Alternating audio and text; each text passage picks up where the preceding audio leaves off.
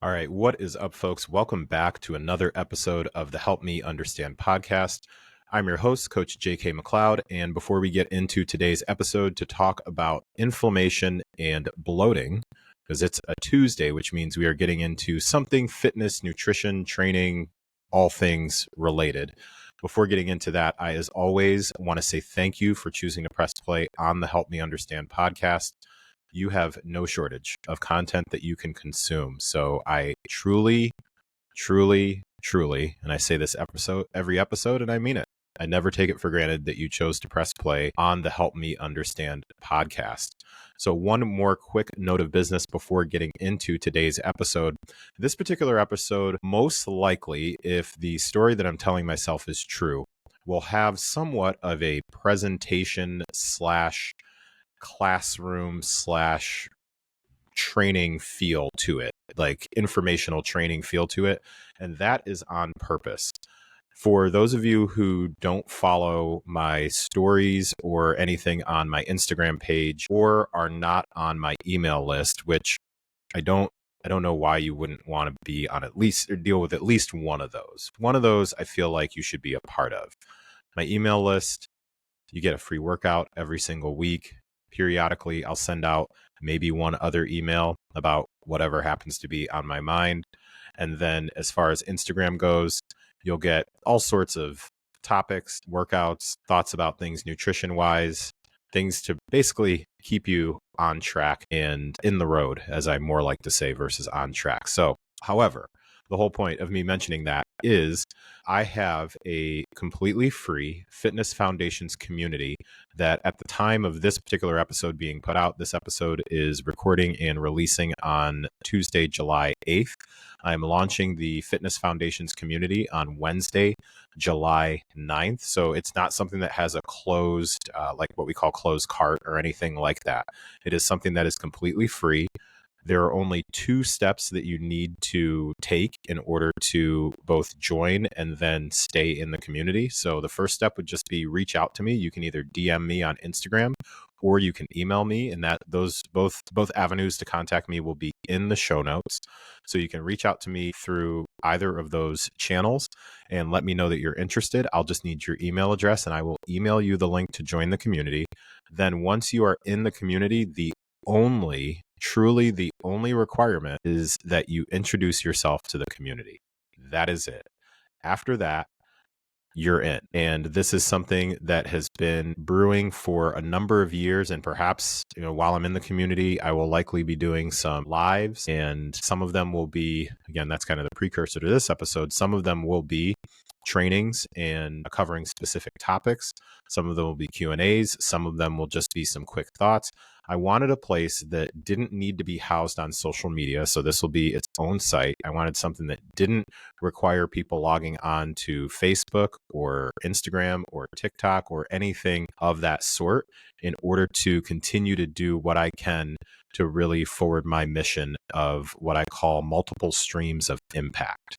And one of the streams that I believe that I can impact or can continue to impact people on is their fitness foundation. So without kind of going further down the rabbit hole on that, this particular episode that I'm putting together is based on previous and current client feedback, also questions and comments that I get fairly regularly as someone who's still coaching people in person every single week.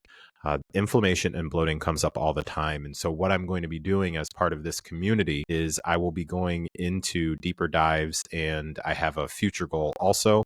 If there's anybody on here who may be interested, of a future goal also of being able to do presentations for small to large groups, whether it's businesses, parent groups, anything like that. And obviously, or maybe not obviously, however, virtually, I can absolutely do that. If you're someone who's willing to have me attend something in person, then obviously got to compensate to do that. However, this is something that I have on my future intentions board. So putting together presentations and trainings like this is something that I'm going to be using the podcast as a platform for also. So All right. So, with that, let's go ahead and get into today's topic. So, what I really want to get into is being able to break down the difference between inflammation and bloating. And what I find is it's very, very often that people confuse those particular terms and or use them interchangeably all the time. I mean, the old saying, like if I had a dollar for every time, I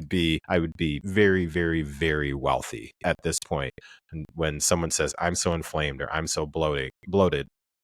So I wanted to spend some time to really try and simplify the difference between the two, what they are, what they're not, and then what's actually happening when you are inflamed and what's actually happening when you are bloated. Because from my perspective, a lot of the times people are describing themselves as inflamed or bloated based on like feelings and vibes. And while I respect both of those things, neither one of them is necessarily an accurate measure of what's actually going on inside your body. So that's what we're going to break down today. So, first, let's start with talking about inflammation. So, what inflammation is your body's internal defense system. So think of it like if there was some sort of emergency that was going on and you needed an emergency response team. Like there's something going on and your SWAT team literally has to show up when there's some sort of a threat or an injury or something like that going on. So that's what inflammation is. It's essentially your body's internal defense system. Now, something to lay the foundation with before I go any further is I'm going to try and simplify these things as much as possible. There is, as always, so much more context and nuance to these terms, and there's no shortage of sources that you can go to dig even deeper. You can go to, just off the top of my head, I am reasonably certain that you can find an Andrew Huberman podcast where you can spend the next 2+ hours really digging into this particular topic. That's not my wheelhouse. I am nowhere near it in the headspace to want to go that deep into this. And I also don't think anybody wants to sit here for that long. So I'm going to keep it simple and I'm going to try and keep it real like just lifestyle based, because that's who I work with, is people like you that are listening. All right. So let's break this down. Inflammation, there are two different types of inflammation. There is acute and then there is chronic. So acute inflammation is something that happens when there has been some sort of an event. So think about it like you twist your ankle, or even something like purposeful, like after a workout, you're sore after a workout. So an injury, some sort of post-workout soreness, like those are things that would be examples of acute inflammation. Chronic inflammation are more long-term for the most part. And I say for the most part because things like autoimmune conditions, long-term high blood sugar, so not like short-term blood sugar spikes, but long-term, someone who has high blood sugar, those are examples of chronic inflammation. Also, if you tend to very regularly have a lack of proper sleep, and proper it is a mix of quantity and quality, which is going to be very individual, that is something also that can contribute to chronic inflammation. So some of the common triggers that we've got when we're talking about inflammation can be things like I just mentioned, like poor sleep, things like chronic stress. Also, if you happen to have a very sedentary lifestyle, and I even struggle sometimes with saying happen to have, like if you are someone who is a very sedentary person and you intentionally don't take the time to get up and move, exercise, or anything in between, then that can be a trigger for inflammation. If you tend to have a very highly processed diet, and I could potentially, I don't know if I want to go down this rabbit hole in another episode, I could potentially, inside of our community, P.S., you should join or reach out to me so you can join. I'll likely probably do some things to talk about the difference between like processed versus ultra processed and all that stuff. But anyways, like a highly processed diet, that is something that can also lead to inflammation, and then excessive alcohol usage. So those are some pretty common triggers when it comes to that. Now, to give you a quick bit of science to go along with this, just so it's not completely anecdotal and just kind of off of just a few notes that I'm taking here, there are two pieces, or there's a couple of different contributors to inflammation. One contributor is going to be a term that we call cytokines. So cytokines they're basically like little chemical messengers, and they turn inflammation on and off. And the way that those particular cytokines are released is they're released by immune cells when your body senses a threat that is coming. So those cytokines are then released. Then also there can be inflammation that is essentially produced in your liver.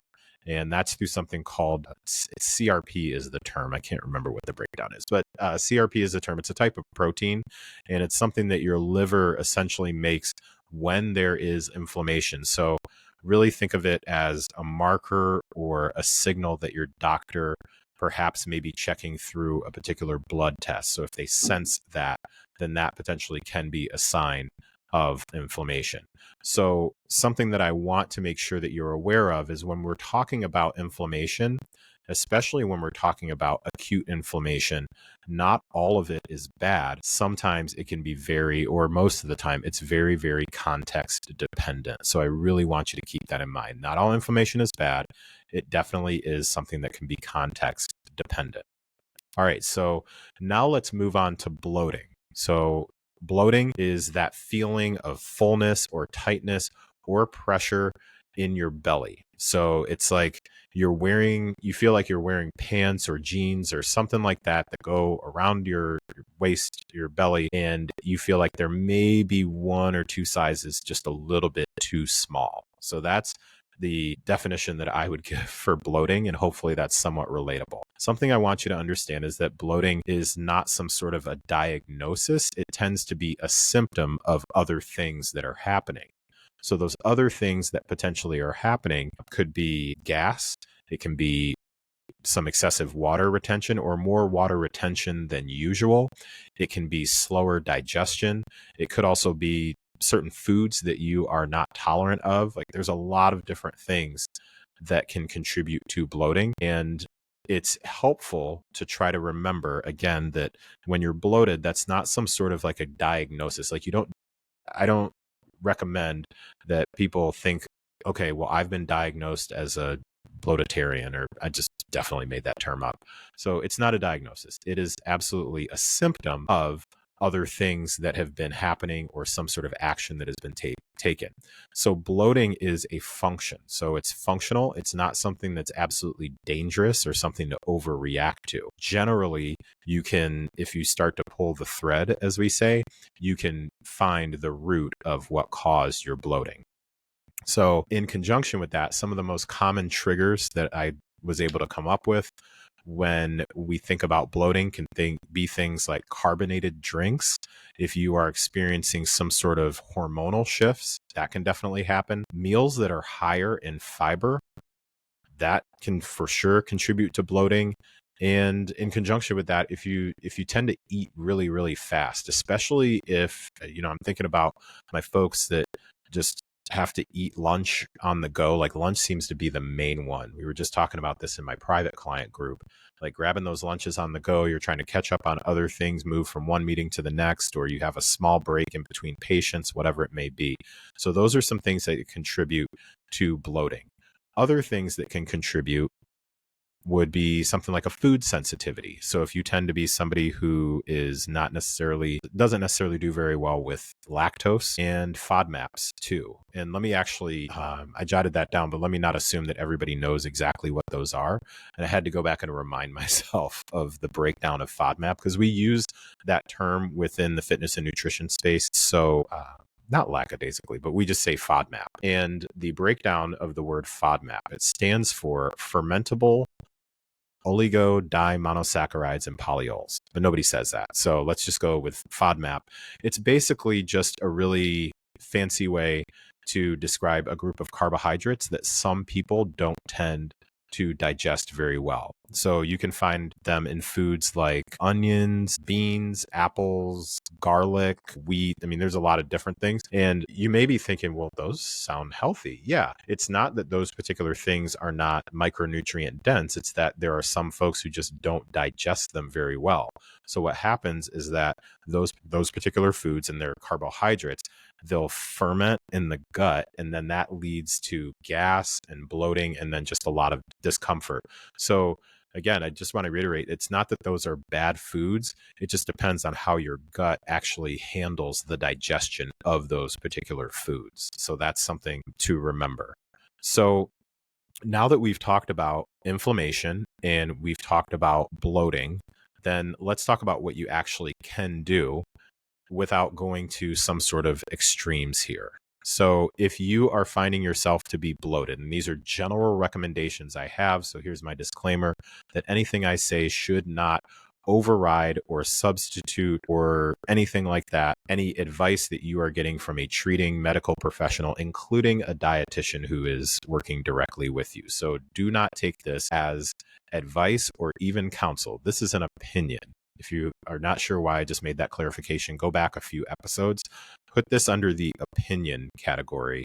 It could go into advice, but I want to take zero responsibility for this right now. So for bloating, some general information that I'd pass on to you is first, slow down when you're eating. Remember back in the day, anybody else have the parents that sometimes would say you need to chew each bite like 25 times or something like that? Whatever happened to that? I don't know. Maybe because I don't live with my parents anymore. Anyways, first, slow down when you're eating. Take your time. Really try to be present when you're eating. So in my private client group, and we'll probably do this a very similar thing in the the Fitness Foundations community coming up. We're doing a challenge right now, and one of the squares in our bingo challenge is to eat a meal without looking at a screen. And that's something that definitely can be. All right. So we experienced a little bit of technical difficulty here where all of a sudden the recording platform that I use just said it was disconnected. I thought it was an internet issue. However, my internet is working just fine. So I was getting ready to wrap up. I'm not sure exactly where it cut off, and we'll figure it out. So I'm going to start back over, which I hadn't gotten super far in this last portion that I wanted to share with you as far as what you can do about both bloating and inflammation without doing anything like wild and crazy and extreme. So first thing that I was talking about, and we'll see how this goes when I try to splice everything back together. But the first tip is just slow down when you're eating. And at the time that I became aware of the recording cutting off, I was sharing with you that in my private group, we're doing a bingo challenge right now. And one of the squares is to eat a meal without looking at a screen. And we've got actually I think we've got 2 squares for lunch and 1 square for dinner or something along those lines. So that is something that can help you be present, aware, and really mindful, like savoring your food. So that is one piece there. Or sorry, not mindful, really intentional, and be present while you're eating. Also, stay hydrated. So ensuring that you're staying hydrated. If you are interested in learning more about what it means to be hydrated versus just drink a lot of water, then got previous episodes. You shouldn't have to scroll too far back. One of the previous Tuesday episodes is where I talked all about water. I think it might have been episode 210, and I leave myself room to be wrong about that. Also, pay attention to particular patterns when you eat certain types of foods. So, for example, when you eat dairy, when you eat high FODMAP foods, take inventory of how you feel afterwards, or if you notice that you're feeling bloated, then do a diet, what we call a diet recall. So do a reverse documentation and think back, okay, what was the most recent thing I ate, kind of going back around 24 hours. And that's something that you can do if you are just periodically noticing bloating. Now, if you are noticing that this is something that's happening to you fairly often, then there are deeper protocols that you can do. I know that some people will use, there's a book, my friend who is a coach, Ashley, I know she recommends a book. I believe it's called The Plan. So that potentially could be one. It's not one that I myself have dug into because I don't specifically go deep into nutrition and things with like dietitians. So, however, though, Coach Ashley is a trusted source. So if she recommends The Plan, if you are someone who is looking to, again, go pretty deep, that's where you're going through like food elimination and certain things and then slowly start to reintroduce things. I know anecdotally, there have been some people who have done whole in an effort to get an understanding for how their body reacts to particular foods. That's certainly a route that you could go. And big, huge disclaimer, I did not just tell you to do the Whole30 to lose weight. I'm specifically having this conversation with you around getting an understanding for how your body reacts to particular foods. Also, last but certainly not least, consider that bloating is normal sometimes, like especially around particular times within your hormonal cycle, or if you tend to eat a really high fiber meal, like for what for you is considered a high fiber meal. So do keep that in mind, that this is a natural response, and that doesn't mean that it's okay and it should be happening all the time. Like I don't know a whole lot of people that want to walk around feeling like they are wearing pants that are 1 to 2 sizes too small. But it's not a sign to like freak out and all of a sudden revamp your entire life. Like get curious about things and then figure it out from there. All right. And then for inflammation, primarily focus on the big rocks and really the foundational stuff. A lot of the stuff that we are going to talk about within the fitness foundation community are going to be, that's why it's called the foundational community. They're going to be very foundations based. So the big rocks, excuse me, things like consistent sleep, things like a whole foods based diet or a whole foods based nutrition style of eating. And I am somebody who is like, I will wave the flexibility flag all day long and then twice if they'll give me the night shift. Like I am all about flexibility when it comes to eating.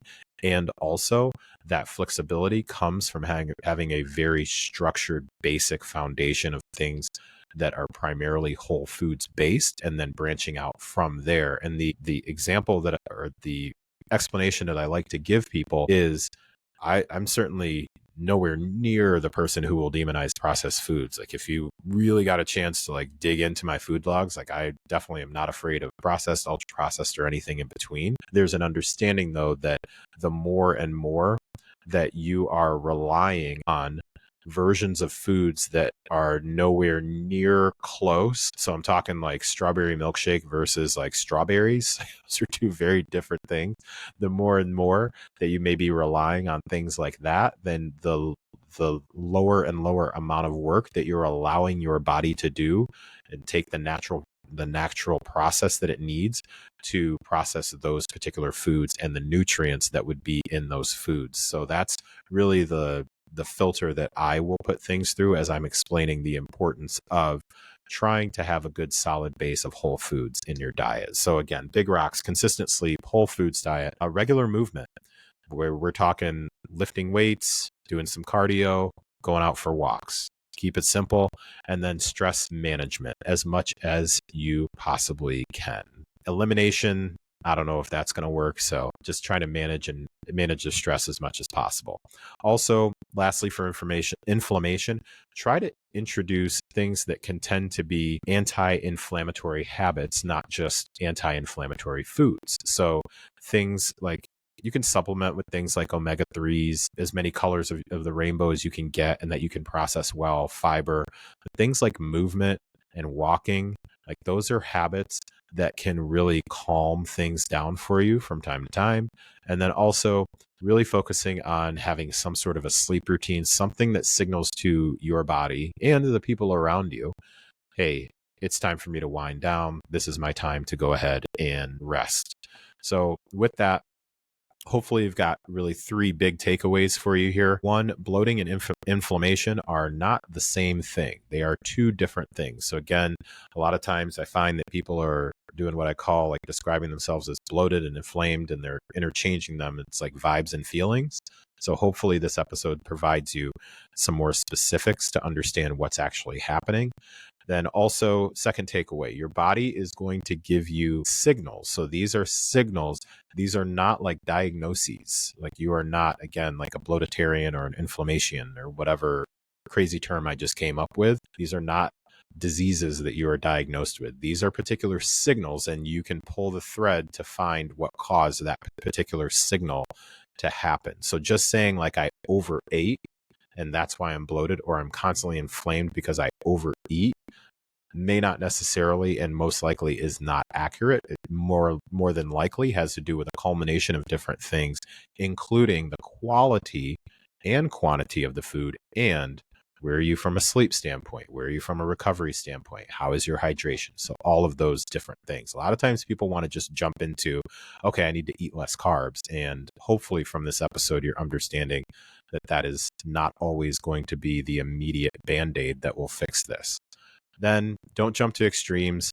You can do simple things that can definitely go a long way. So again, we're going to be closing out this episode. I really just want to encourage you to really observe and get curious and not overreact when you're feeling like you're bloated or inflamed. So if you feel like this episode was helpful for you and potentially could be helpful for someone else, a friend, a coworker, or even somebody you don't really like, but you just want them to stop complaining about feeling bloated or inflamed, please pass this on to them. I would sincerely appreciate it. So with that, we are going to call it an episode. So thank you again for listening to another episode of the Help Me Understand podcast, especially if you've stuck with me through whatever happened in the middle of this recording. So I appreciate you. Thank you. Take care.